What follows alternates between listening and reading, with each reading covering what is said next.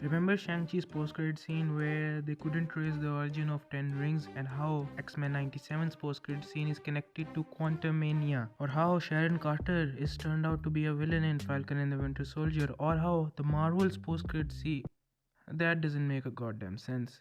But you get my point. All of these post-credit scenes are connected in some way.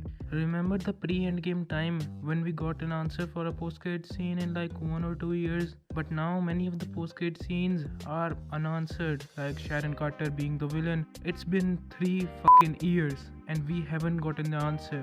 Why, how, when, and how many post-credit scenes are unanswered? Come to think of it, after Endgame, we are just seeing setups. Black Widow set up Thunderbolts, Multiverse of Madness set up Secret Wars, the Marvel set up Secret Wars. There is a celestial hand on Earth, and who cares? So, what will happen to all these post-credit scenes?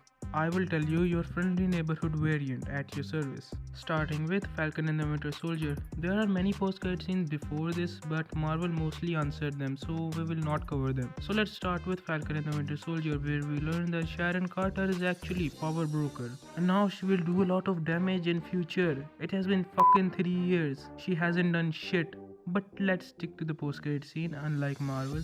So at the end of the series, she is revealed to be power broker, and now she has a position of power in US, and that would lead to his redemption arc in Captain America 4. And if you believe any of this, go watch She-Hulk on loop, because what I think, she would abuse his power and sell US weapons in black market. And there was a theory that this will all be connected to Brave New World, where Sharon Carter would give the Serpent Society their weapons, and then Sam would realize that something fishy is going on. But no, because Serpent Society has been cut out from the movie in the reshoots, Marvel and their reshoots. But I still think that Sharon Carter will be in Brave in the Bold, and she will finish her arc.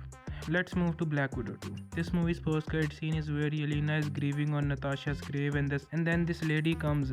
Let me read his name. Valentina the Fontaine, and we haven't heard of him ever since. She was in Falcon and the Winter Soldier. She recruited the copy Captain America, and now she's recruiting Yelena. Basically, this will all lead to Thunderbolts. She's making a team of villains and criminals and sending them on a suicide mission. Where have I seen that one before? Fun fact, Marvel is releasing Thunderbolts right next to James Gunn's Superman Legacy, with a bunch of bad guys fighting for good. Sounds an awful lot like let's just say every masterpiece has its cheap copy. Now comes the best post-credit scene, Shang-Chi, the most important one. Remember where Wong, Captain Marvel, Bruce Banner couldn't trace the origin of Ten Rings? Do you see the gravity of this scene? So Wong, Sorcerer Supreme, Captain Marvel, the supposed protector of the universe, whether you like her or not, who knows everything about alien tech and everything, and a scientist who helped make time travel possible, couldn't trace the origin of Ten Rings. They're not made of Chitauri tech, vibranium, and ever since Shang-Chi has wore them, they are sending a signal somewhere, and we all know where this will lead to. Of course, Kang. Wait, I know what you're thinking. Kang is gone. I don't think Kang is gone. I don't think Kang is over. He is too big of a villain to be erased from Marvel. Marvel will probably recast him, and I think these 10 rings belong to Kang, and that's why they couldn't trace the origin. And Shang-Chi 2's title confirms this theory. The title of Shang-Chi 2 is Shang-Chi Wreckage of Time. Another thing is we see Bruce Banner has an injured arm, and that is resolved in She-Hulk.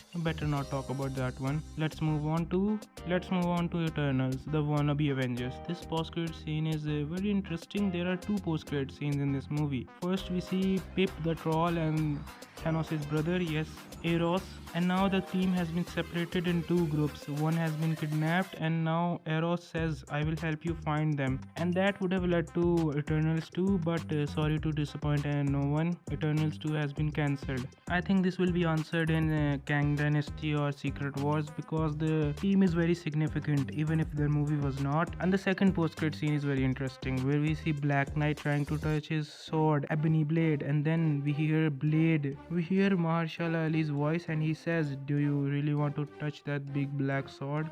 Jokes aside, this would have been connected to Blade and Midnight Suns, but there's a huge problem. This movie was released in 2021, and it has been a while, and after this movie, the Blade movie has gone through a lot of rewrites. The question still remains, will Black Knight appear in Blade? Because the Blade movie is set in a period time in 90s or early 2000s. So how would Black Knight appear in that? So basically in the comics, Black Knight is a mantle like Captain America, which has been passed on to generations. Black Knight could appear in the movie, but it could be this one's grandfather or great grandfather, and they could be friends, and that would explain why Blade is here. And he tells him that, are you sure you want to use that sword? And that would add a layer to Blade's character, that he's immortal and he has lived a long life and he has lost everyone he loved, even his best friend Black Knight. Let's move on to Spider-Man No Way Home. Spider-Man No Way Home's post-credit scene, it doesn't make a goddamn sense. This would probably lead to Secret Wars, and we will follow the same Spider-Man Venom arc that we saw in Secret War comics, where we have a lot of post-credit scenes left to answer, like X-Men 97 post-credit scene. We will talk about that in part 2. Click here for part 2, and if it's not there, subscribe and wait for part 2. Until that, watch why X-Men 97 is a masterpiece. Bye. Thanks for watching.